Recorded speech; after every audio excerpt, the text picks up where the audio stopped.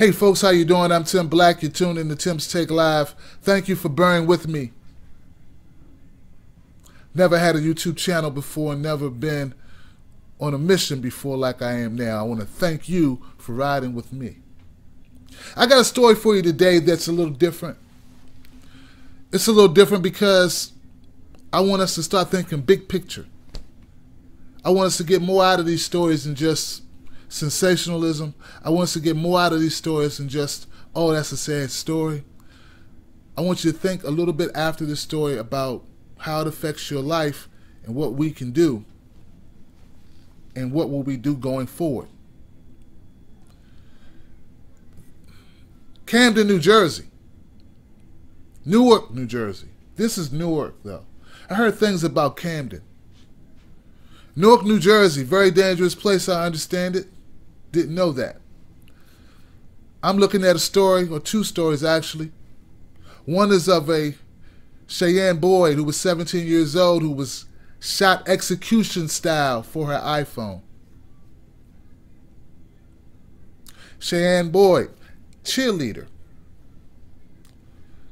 Graduated high school, looking to go into a nursing program. You know, as young people try to find their way through life. Well, she and a friend were walking down the street around 9:45, and they were approached by two guys, and those two guys stole her iPhone or whatever, and they forced Shayenne Boyd and her friend on the ground, on their knees, and then shot her execution style, shot the other friend, but the other friend survived. That's how we know what happened.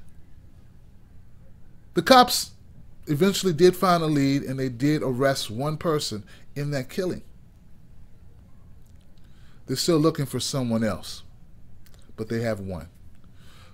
One suspect has been apprehended in the killing, senseless killing of Shayenne Boyd, Newark, New Jersey. This happened in June. They just arrested him. The other young man, this is a young man this time, his name is Brendan Tevlin. And Brendan, totally different life, went to a prep school. Enjoyed surfing, boating, free spirit, very well liked, math class, math club, science club, those types of things. Outgoing, academic.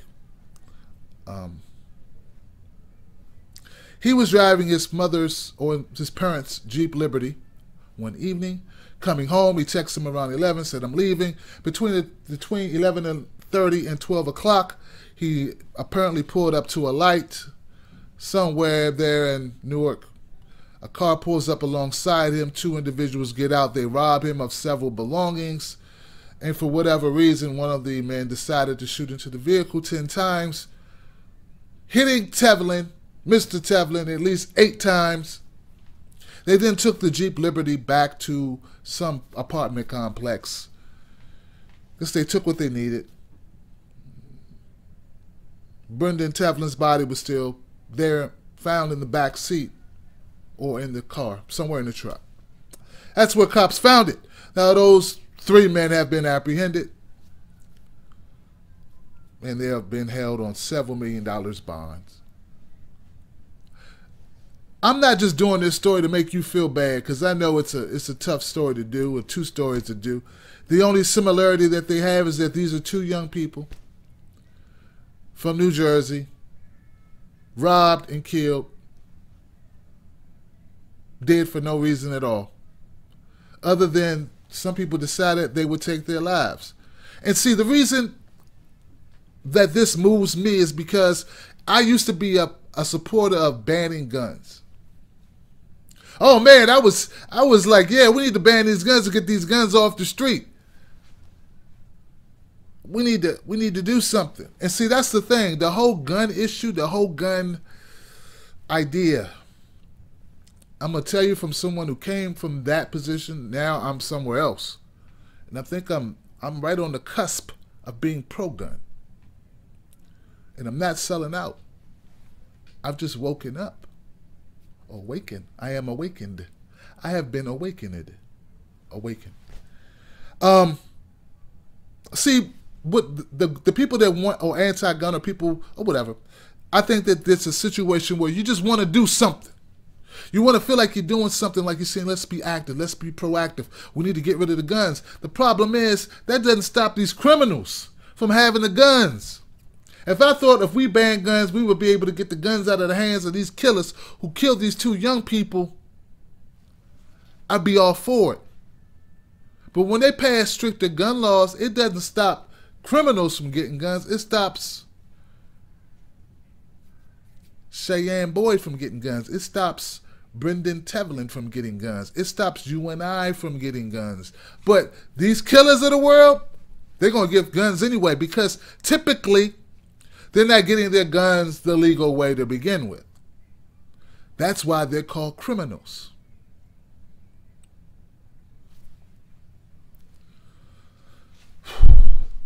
There is a new breed of killer. It's the killer that doesn't just kill you because they got in an argument with you. We've always had those types of killers who kill because they're in an argument. They have short fuses. They flip out.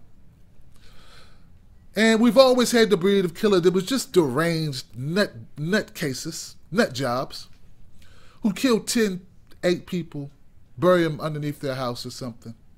You know, serial killers. We've always had those people, and that was relatively manageable because it's very few and far in between.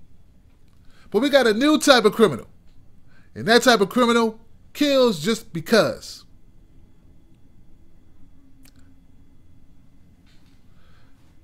They kill because they can do it. They kill because it feels good to pull the trigger. If they kill because, why not?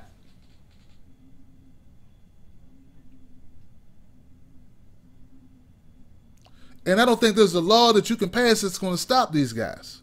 The only thing that you can do to stop these guys is to shoot them first.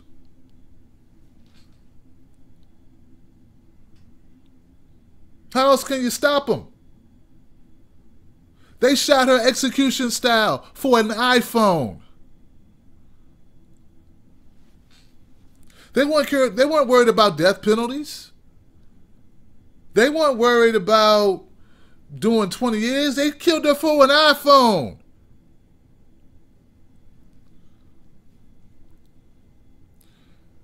Mr. Tevlin Brendan, this young man, they killed him for what? For a car they couldn't own. They carjacked him of a vehicle.